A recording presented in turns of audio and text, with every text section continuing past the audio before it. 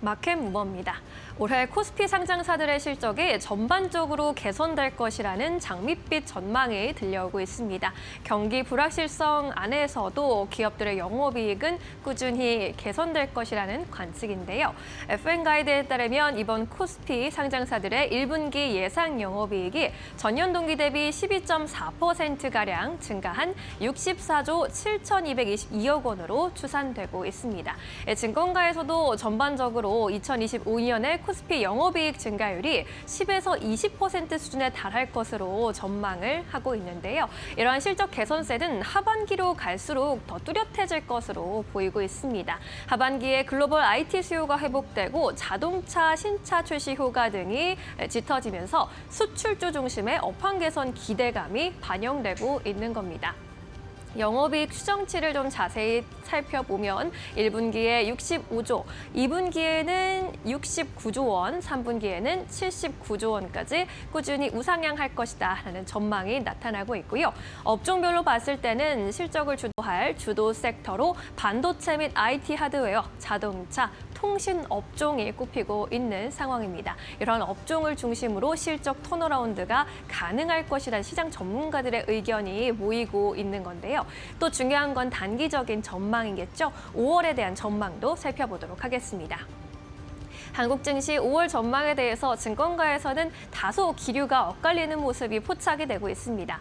먼저 한화투자증권과 한국투자증권에서는 상승의 무게를 두고 있는데요. 한화투자증권은 5월 PER 확장이 코스피 상승을 이끌 것으로 내다봤고요. 한국투자증권에서는 5월에 코스피가 점진적으로 회복할 것이라면서 민감주 위주로 비중 확대할 것을 조언하기도 했습니다.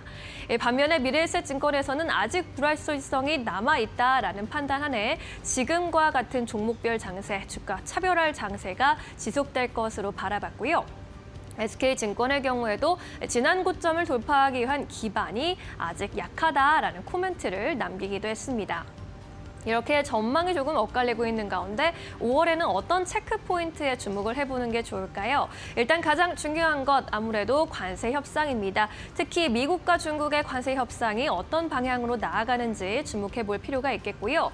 국내 안에서는 조기 대선 국면 속의 정책 그리고 추경 편성으로 경기 부양 움직임이 어떤 식으로 나타나는지도 주시해 볼 필요가 있겠습니다. 마지막으로 미국과 우리나라의 통화정책 움직임도 주시해 봐야 할 텐데요.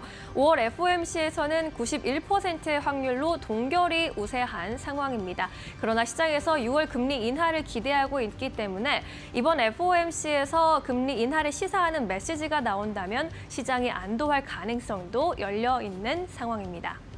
이러한 불확실성을 5월 증시에서 어떻게 해소해 나가면서 방향성이 어느 방향으로 잡힐지 함께 주시해 보시는 것도 좋겠습니다. 마켓무버 함께 하셨습니다. 네, 이어서 오늘 시장에서 핫한 이슈와 종목들 함께 이야기 나눠보도록 하겠습니다. 오늘도 함께 해보도록 할게요. GC인포의 박근호 이사 모시고 이야기 나눠보도록 하겠습니다. 안녕하십니까? 안녕하십니까? 네, 오늘도 시장 이야기 해보도록 하겠습니다. 내일 휴장이어서 그런지 오늘 좀 시장이 선별적으로 움직이고 있는 것 같습니다. 지수만 봤을 때는 약간의 하락세 나오고 있고 외국인과 기관이 함께 매도하는 게 약간 좀 아쉽긴 합니다만은 그래도 휴일 이후의 시장을 좀 대비하는 차원에서 오늘 하락하더라도 괜찮게 보는 뭐 업종이나 종목들 어떤 것들이 있을지 그리고 오늘 상승하는 것들 중에서 계속해서 긍정적으로 보면은 좋은 것들은 어떤 것들이 있을지 함께 이야기 나눠볼 텐데 오늘 주제 바로 만나보도록 하겠습니다. 네, 오늘 건설주에 대한 좀 이야기를 나눠보도록 하겠습니다. 반등세가 아주 강력하게 나오고 있는 업종입니다. 제가 앞서서 또 브리핑을 해드리기도 했는데 투자 포인트 그리고 탑픽 종목 있으신지 궁금합니다. 이야기하기 전에 네. HDC 현산을 12월에 가지고 오셨었죠. 아, 네네. 그때 HDC 현산이요? 이렇게 좀 질문을 드렸다가 그때 이후로 주가가 좀 올라오면서 앞으로도 괜찮을까라는 생각은 했는데 사실 그때 굉장히 긍정적인 의견을 내놓는 증권사도 네. 많았고 네, 맞습니다. 저희 파이널샷에서 몇 번이나 전해드리기도 했었는데 사실 이 정도까지 주가가 잘 갈 줄 몰랐어요. 네. 그리고 중요한 거는 지금도 기관이 사더라고요. 아, 네, 맞습니다. 일단 우리나라의 이제 수급의 특성이 있는데요. 시장의 색깔은 이제 외국인들이 만들고 그 업종의 색깔은 이제 기관이 만든다라는 얘기가 있는데 지금 이제 외국인 수급보다도 외국인 수급은 지금 뭐 잘 들어오고 있는 업종이 전반적으로 거의 많지 않은 상황이니까 기관 수급이 잘 들어오는 종목군들이 정말 약간의 조정을 주더라도 계속적으로 이제 올해 신고가를 갱신하는 업종들이 많이 나오고 있는 상황인데요. 4월 달 기준으로 우리나라의 어떤 그 빅4 건설사들 일단 오늘 뭐 시초가 아니면 어제 종가 기준으로 이제 수익률을 잠깐 보면 현대산업개발이 지금 뭐 1등을 하고 있죠. 4월 달만 봤을 때는 대장은 현대건설이긴 합니다만은 오늘 좀 떨어지긴 했는데 25,000원대 떨어지기도 네, 했어요. 일단 4월 달 기준으로 23% 현산이, 그다음에 현대건설이 15, 대우건설이 10, 그다음에 GS가 6, 그다음에 ENC, DLENC가 이제 4% 정도로 현대자가 들어가는 이제 건설주들이 이제 4월 달 들어서 그 전에도 계속적으로 대장이긴 했습니다만 수익률이 가장 좋은 편인데 시장에서 건설주가 왜 이렇게 올라가는 거야라고 물어봤을 때 사실 딱히 이거라고 얘기를 할 수 있는 부분은 없습니다. 지금 건설주들 뭐 다는 아닙니다만 이제 순차적으로 실적 발표하는 거 보면은 컨센서스에 부합하게 조금 더 잘 나오는 회사는 지금 DLENC 하나밖에 없거든요. 아직까지는.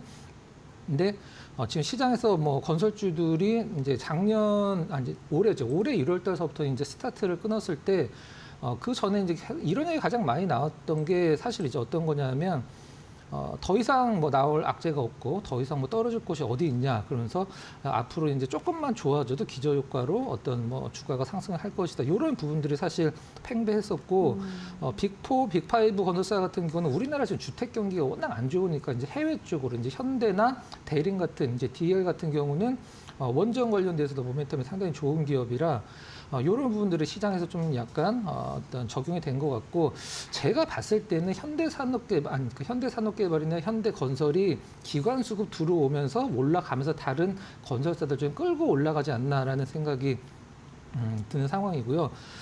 일단 뭐 원가율 개선이나 이런 것들로 인해서 이제 올해 조금 기대를 하고 있는 상황인데 그 중에서 일단은 뭐 가장 좋은 기업은 사실 현대건설, 현대산업개발인 거는 많이 시장에서 설명이 됐으니까 최근에 이제 증권사에서 목표가를 가장 좀 많이 올리고 있는 건설사가 이제 DLENC예요. 설명을 잠깐 드려보도록 하겠습니다. 뭐 탑픽이라기보다는 증권사에서도 나름대로의 어떤 그 팩트 체크를 해서 이제 리포트들이 나온 거니까. 이게 대체적으로 증권사에서는 현대건설, HDC, 현산이 최선호주고 네. 그 다음에 DLENC를 차선호주로 보는데 주가 네. 상승률을 굉장히 높게 보고 있더라고요. 네네. 4월 달 들어서는 이제 DL 쪽으로 좀 약간 그 선호도가 높아지고 그죠, 있는 네. 상황인데요. 일단 우리나라 그 중공업주들이 올해 좋게 보는 이유 중에 하나가 어떤 거냐면 22년도, 23년도에 저가로 수주한 배들이 이제 거기다 인도가 됐기 때문에 올해 수익성 높은 배들이 많이 남아있다고 얘기를 하는데 DLENC도 좀 마찬가지인 상황이죠. 저마진 현장이라고 보통 얘기를 하는데 그게 이제 거의 다 준공이 됐기 때문에 올해 이제 하반기 이익이 개선된다라는 게 이제 팩트 중에 하나고요. 이제 그 좀 약간 리스크였던 요인이 두 개가 있었었는데 그게 이제 사라졌다라고 이제 많이 어떤 기사화가 되고 있는데 그 두 가지가 뭐냐면 해외 플랜트 쪽에서 어떤 일회성 비용이 좀 발생을 했는데 그게 반영이 됐다.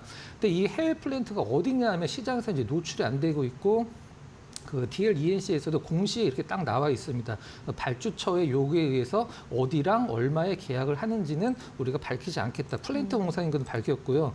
그 다음에 이제 그 1분기 이제 돌관공사 비용이 많이 발생을 했다라고 얘기를 하는데 돌관공사라는 거는 어떤 걸 얘기를 하냐면 이게 이제 GTX 관련된 거거든요. GTX A 노선 이제 그 1분기에 개통하면서 대림이 맡은 DLENC가 맡은 구간이 있잖아요. 그거를 그 개통 시기에 맞춰서 무조건 이게 끝내야 되기 때문에 돌관공사는 비용, 그다음에 인력을 따지지 않고 무조건 이제 투입을 해서 끝내는 게 이제 돌관공사인데 그것 때문에 돈이 좀 많이 들어갔다라고요. 그래서 그것도 이제 GTX A 노선도 끝났고 그러면 이제 앞으로 어떤 돈이 많이 들어가는 저마진 공사는 다 마감이 됐다 이렇게 얘기를 하고 있고 실질적으로 가장 좋은 평가를 받는 게 뭐냐면 DLENC가 DL ENC 같은 경우는 1분기에 벌써 올해 그 수주 물량의 목표치를 99%를 채웠다. 이 부분이 가장 큰 것 같고, DL 건설 같은 경우는 상폐됐죠. 이제 같이 합쳐지면서 DL 건설은 산호랑 고려 개발을 이제 DL 건설이라고 하는 거죠. 그 부분은 DL 건설은 일단 99%, DL ENC는 48%를 이미 올해 수주 잔량을 채웠다. 이 부분들이 이제 시장에서 어떤 DL ENC의 어떤 건설사의 주가 흐름을 가장 좀 약간 높게 목표가를 올린 부분이 아닌가라는 생각을 하고 있습니다. 네. 건설주 함께 만나보고 왔습니다. 건설주 특히나 기관의 수급이 들어오고 있고 많이 올라간 기업도 있지만은 박근호 이사님께서는 DL ENC 지금 늦었지만 지금이나마 좀 관심을 가져보면 좋지 않겠느냐라는 의견으로 정리해보고 하도록 하겠습니다.